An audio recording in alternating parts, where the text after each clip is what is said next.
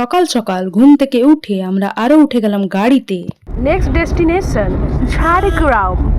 এটা হচ্ছে সে বিশ্ববিখ্যাত মোদির ঝালমুড়ি দোকান, যেখানে উনি ঝালমুড়ি খেয়েছিলেন, এবং চারদিকে দেখতে পাচ্ছ আমাদের জীবনে যেটার কমতি নেই সেই গাছ আছে এখানে। তারপর গোপীবল্লভপুরে আমরা খেয়ে নিলাম ঘুগনি মুড়ি।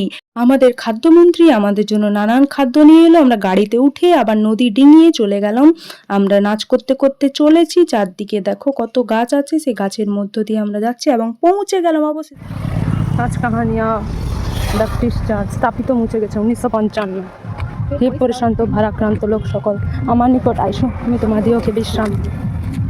রেজিস্ট্রেশন করে আমরা ঢুকে গেলাম চার্চে। আমাদের আসতে একটু দেরি হয়েছে কারণ আমরা রাস্তা ভুল করে ফেলেছিলাম, অনেকে চলে এসেছে। বাক্য শুনে তাড়াতাড়ি খাওয়া দাওয়া করে আমরা চলে গেলাম মাঠে হাওয়া খেতে। এটা গাছে ওঠার ব্যর্থ প্রচেষ্টার এটা কি ফল বলো তো? আমরা গনগনি এসেছি, গনগনি। মিনি গনগনি দেখাও, ওই পাশের দৃশ্যটা দেখাও, দেখো খুব সুন্দর জায়গা। সুন্দর বিকেল বেলায় এই গ্রামকে টাটা করে গাড়িতে বসে রাজার হালে হাওয়া খেতে খেতে চলে গেলাম ঝাড়গ্রাম। ঝাড়গ্রামে খেলাম মোমো। সুন্দর মোমো খাওয়ার পর লালগড় ব্রিজের উপর সোজা হয়ে পৌঁছে গেলাম বাড়ি। एक तेरा दो मेरा पर दो कचड़ा गिरा दिया।